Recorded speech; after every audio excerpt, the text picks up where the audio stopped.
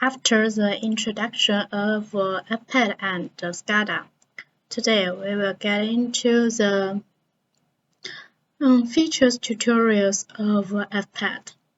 The first one is Web HMI. That means you can access the FPAD project by the web browser or tablet or mobile. Firstly, we need to download the project to the FPAD. Click Run, Deploy, then Download. Here you are requested to input the IP of the FPAD. If you don't know the IP, you can refer to this frame to access the IP of FPAD. Click on the float ball and then click on the Ethernet. After get the IP, you can scan, then you will get the FPAD hardware to confirm to download.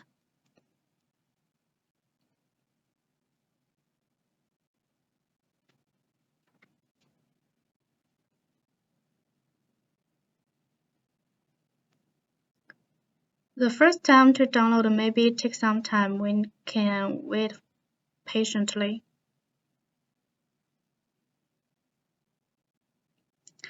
After download is finished, we can go to web browser, input the IP of FPAD and the project port to access the FPAD project. You can click on the second button to switch the language to English, then go to Application Management. Enter application. To adjust this screen to adapt to the website. Then where can we get the port number of this project? You can click on the project name, and here is an application settings. This is the application port. You can enter 11101 directly to access the FPAD project. Here is also the 11101. This 11000 is the port of application management. Next feature is historical data. There are two methods to configure the historical data. The first one is to use the history strategy to save data to the FPAD, and the second one is to use the dataset to save data. Now let's take a look at the history strategy. Here you can add a variable and click on the history strategy to set up a strategy name and storage mode, the value unchanged or periodical or trigger. Here we can choose unchanged and deadband mode. Here we can choose absolute or percent. Percent is here you need to choose, if you choose absolute, you need to input a number when the data change is in this range. It will not be stored in FPAD, but if it over the range, this change will be saved. Or you can use percent. Once it over the maybe percent 20, it will be saved to the FPAD. And this is the minimum storage interval. It means that no matter how fast the variable value changes, it will never be smaller than the sampling interval. And maximum is that even if the variable value doesn't exit the deadband for a long time, when the maximum sampling interval is reached, the variable value will be sampled. So here we can set the minimum is 1 second and the maximum is 1 hour. At storage time, you can set 7 days or use minutes as a unit, or hours, or weeks, months, years. Click Save. Here, then after you add a new variable, here you can use the history strategy and choose the TT strategy. Confirm. After set the history strategy, you can turn to the view page and add a component trend chart to show historical data and bind data to this historical chart. Table field configuration. This is add pen.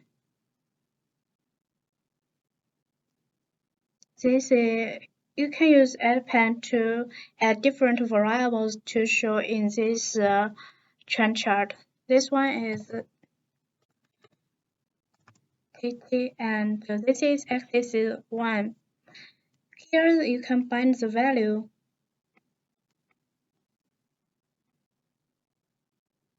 Confirm. Also, you can set whether to use the from zero positive sign and a sound separator. And then also you can use at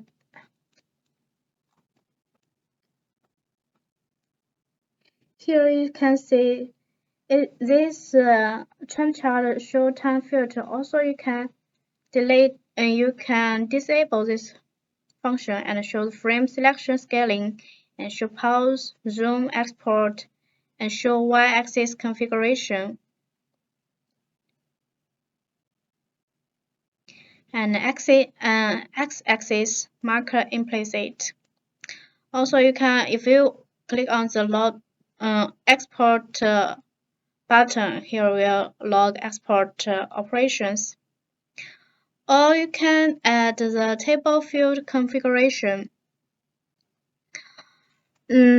All fields this left cursor time, right cursor time maximum, but now we already set the variable name, visible, and left mark value. Here you can all of these parameters you can see on the in underline dialog. And then we can take offline simulation to show these features.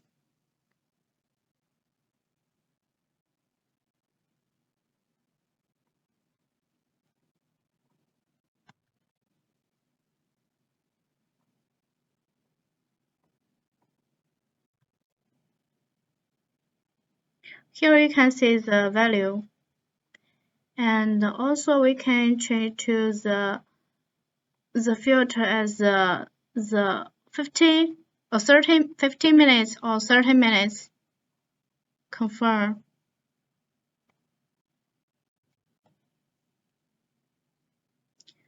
Here you can see this. See this chart is changed when the data value is changed. And also you can disable this line, or you can visible. Here you will get the minimum value and maximum value and average value. Or you can drag the cursor to see the current value, the right marker value. Then you can use this pause button to stop data sampling. For example, now I click stop and input the value.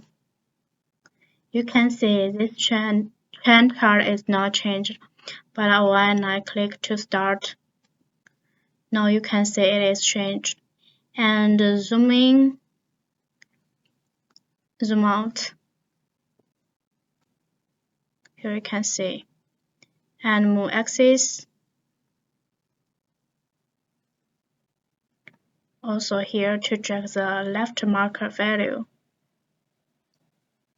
Or export the data as an Excel file.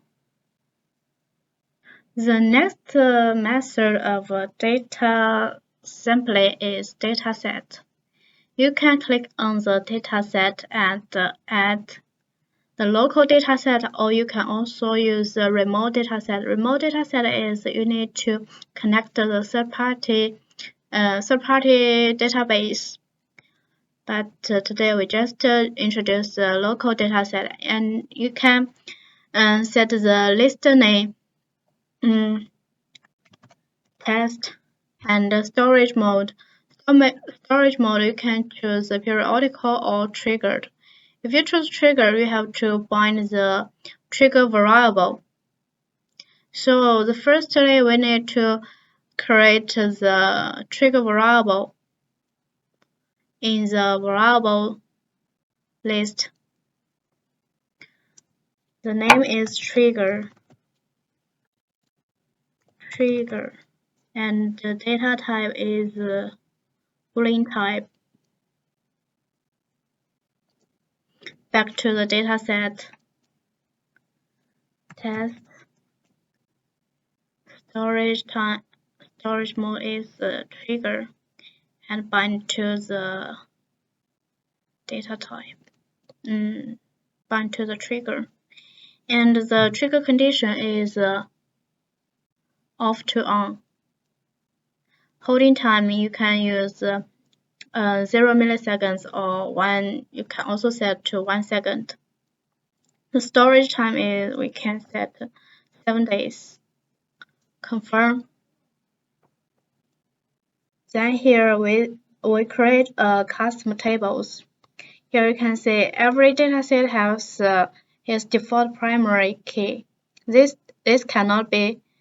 This is forbidden to delete because this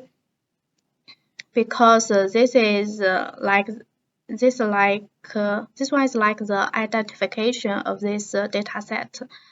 It have to be saved in this list, and you can add different field in this dataset or import from variables. For example, I can import the variable 1 and some variables 3 and 2 to the dataset. Drag to add, and we can also add a data time. Date and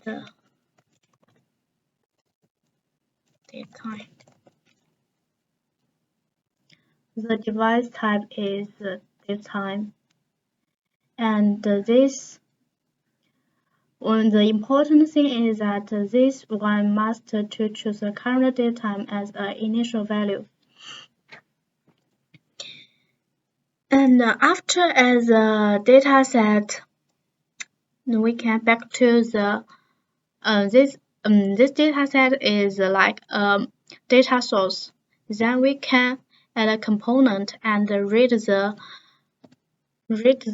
data from this data source. The dataset is used with combined with the list. Here we can see the list. Click on the list property.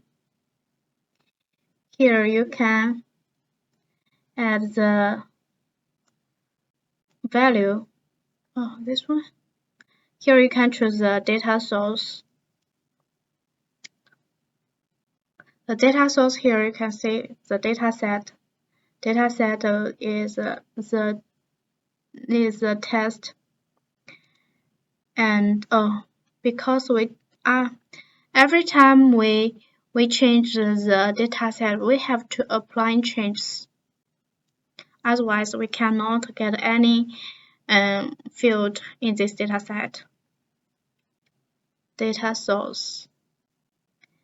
Then we can drag these variables to this list, and we can also add a rule for us to search the certain values we need. The first is datetime. We can search by datetime, and is greater than, less than.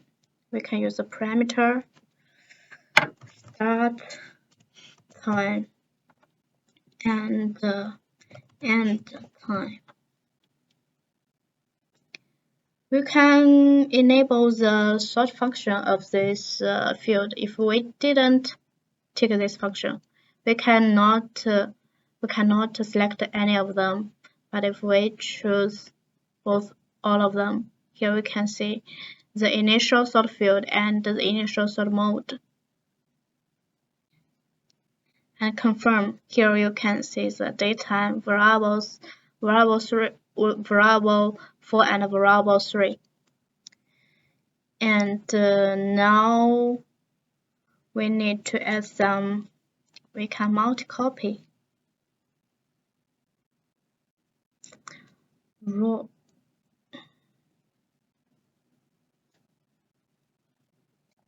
Three.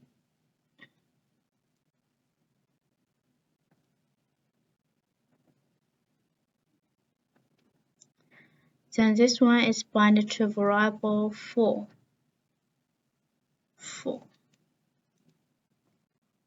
And this one is bound to 3.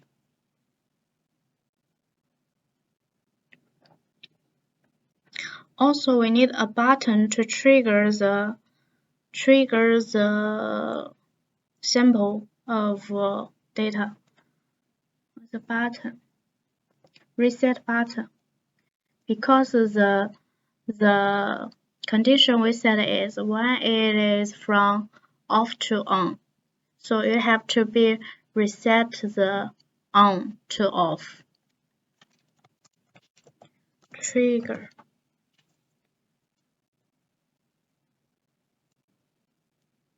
Okay. And this is bound to the trigger boolean type.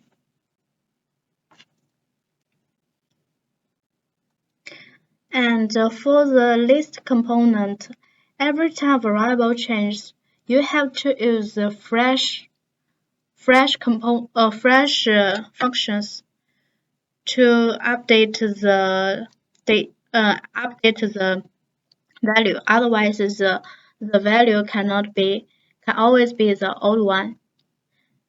So we have to add an interaction event on select. Not here. We need to add a button. This is fresh button, and interaction events on click, add action. Here we need to choose the component method. Here you can see refresh, search, or export. We can click on the refresh and change the button name to refresh.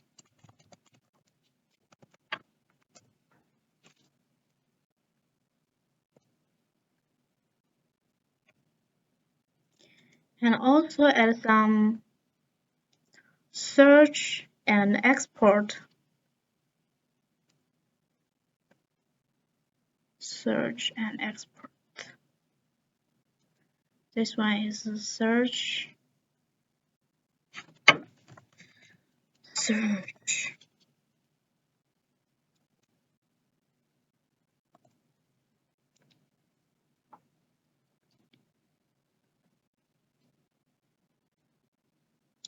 Add action. The action is search.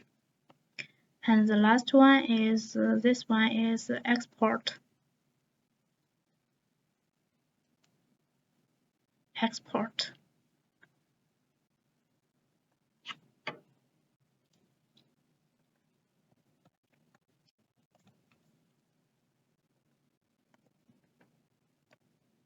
Confirm.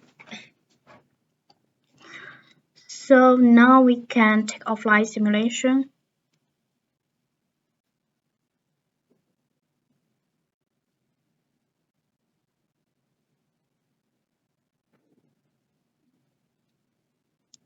Now we can set the value, trigger, and refresh.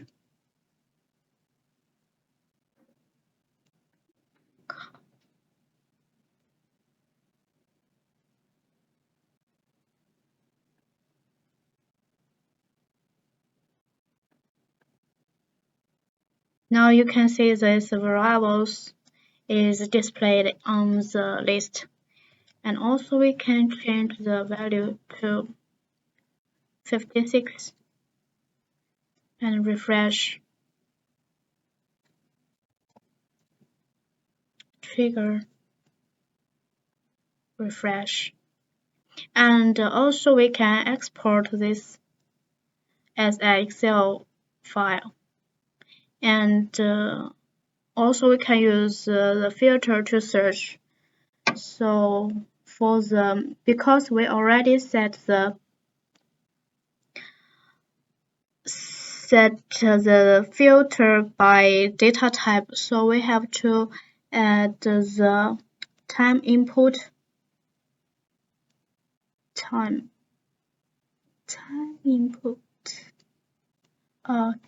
input.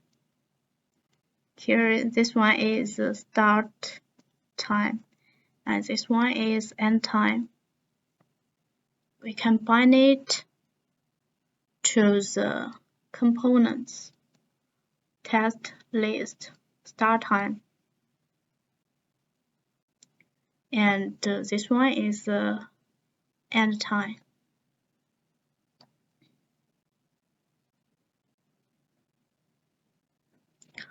Then simulation again.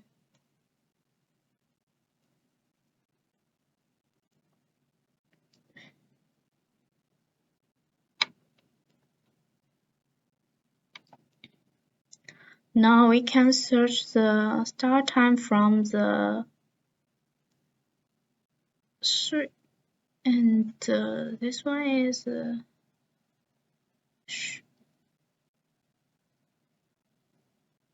okay, and the end time is the 19.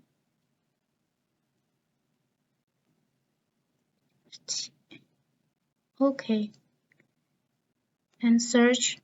Now you can see the data in this time period. And this function is to show the data from dataset. Also, we can write the data to the dataset from the screen. And firstly, we need to add a dataset as well. Local dataset and list name is right. The storage mode is none. Click confirm. And then we can add some fields. The first one is T1. Second one is T2. Third one is the data time. The type is data time, and the initial value is current data time.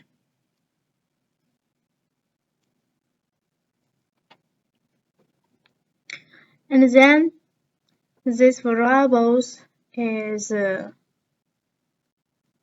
we need also add a variable to write this variable to the dataset. This variable and the display name is write data. data set is chosen from the data set model. Here, write, confirm. Here we are, because we didn't apply changes. Then back to the these variables are correspondent with the variables in the dataset. And then back to the view. We also need to add a page, new page. Right.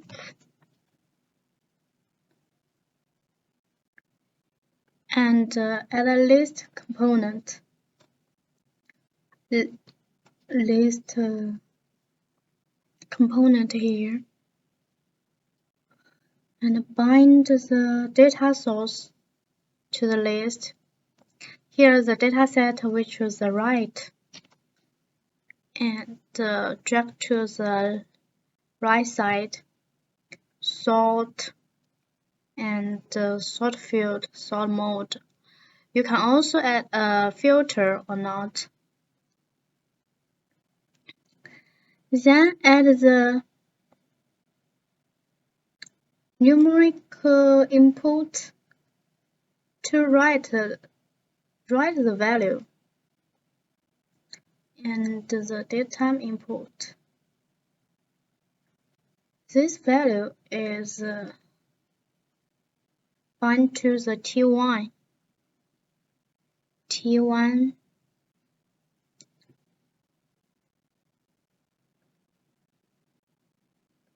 And the second one is to T2.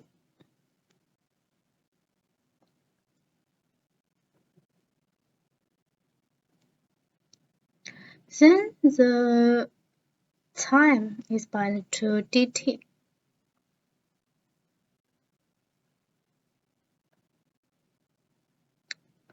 Okay, but now we add these components on the screen. But how we can combine? How can we write the variable value to the list or data set? We have to use a certain key to match them. So click on the list and interaction event. Add event. Unselect. Add an action.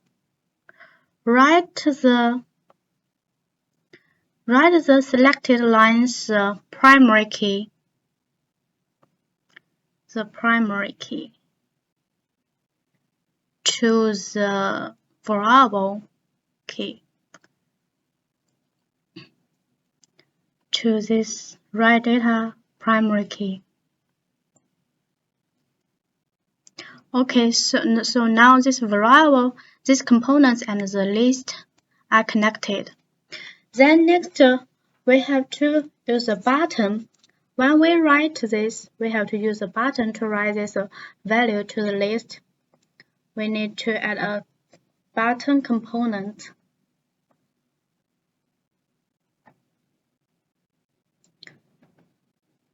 Fresh, this is add and the event of this button, we can choose the data related add record, and dataset is write. Input is write data. Then we need to use the fresh component.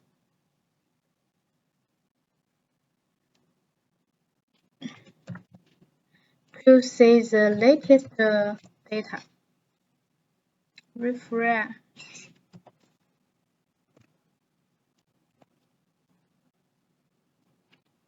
Okay, let's take the offline simulation.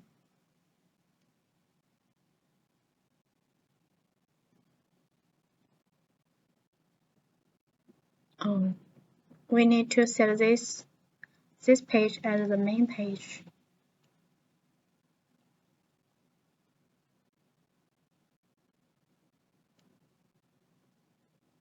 Okay, now we can try to write a value. And the time is now at refresh.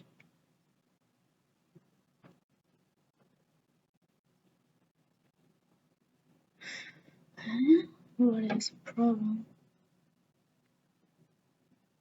This one.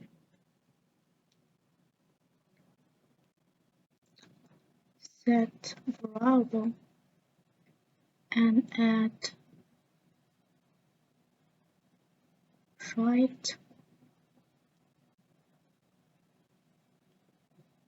refresh. Oh, we didn't add a refresh. The list and the refresh.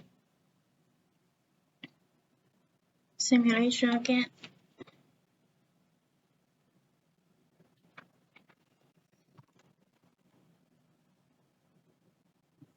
Okay, now this value was saved. We can change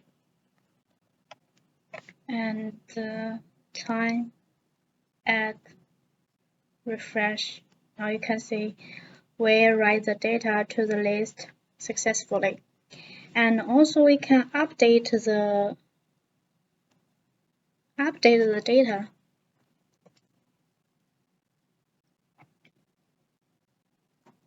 This is update.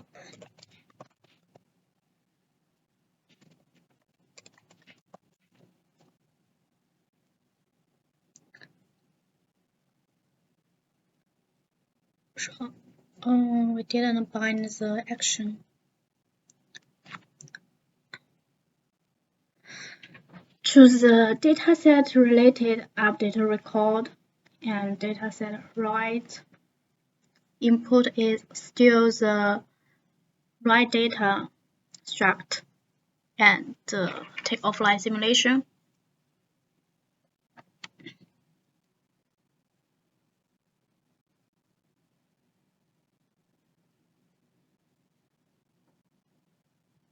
Now we can try to update the value of this line.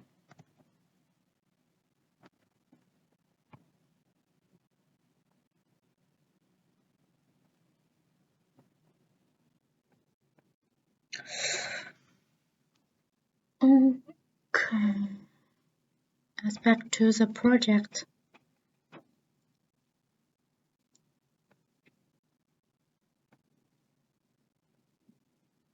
Right.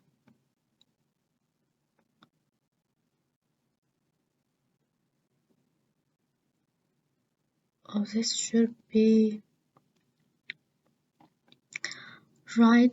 This primary key, because this is input, and to the list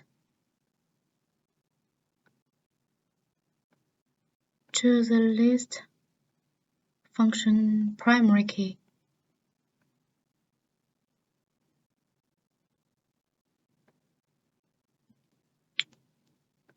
Okay, try again.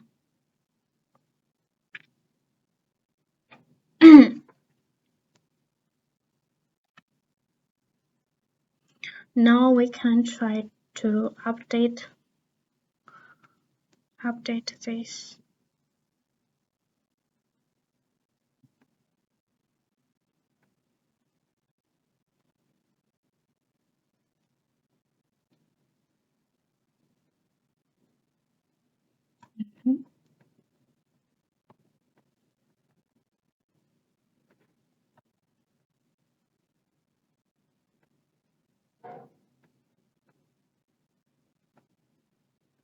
Oh, here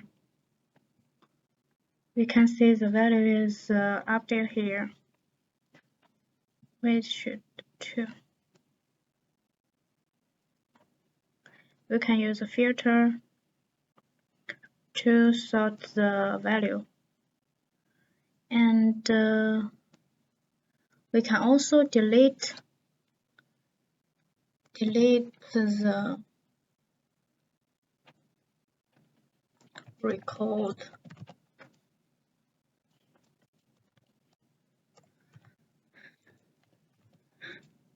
Delete the record. Here the event. We choose the dataset related. Delete the record. Write primary key. We choose write data. And then take offline simulation. Oh, sorry. Here, offline simulation.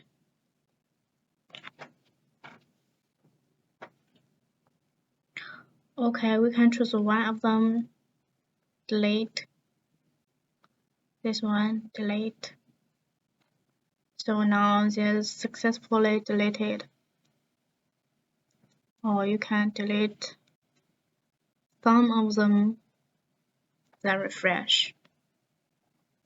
Okay, that is how to write the data to the dataset. But there are some points you need to pay attention to. Firstly, every time you modify the dataset, you have to click on the apply changes. Otherwise, these changes will not take effect.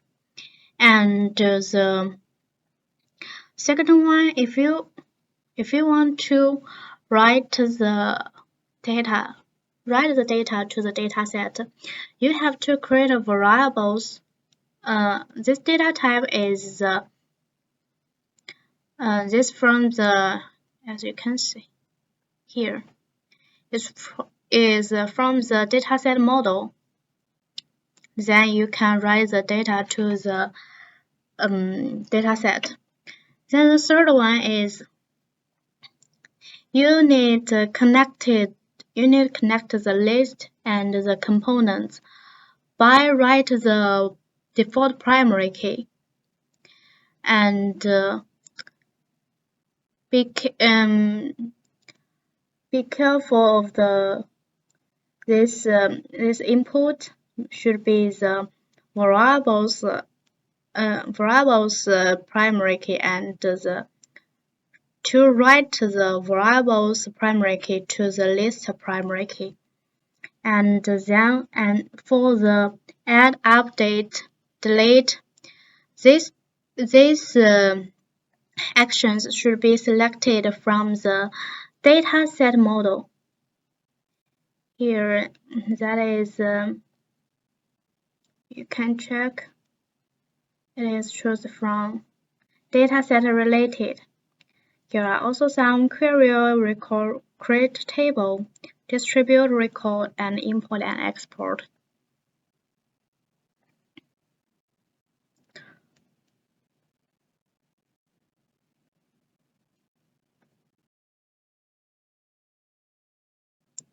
Okay, that's all for this video. Thanks for your watching.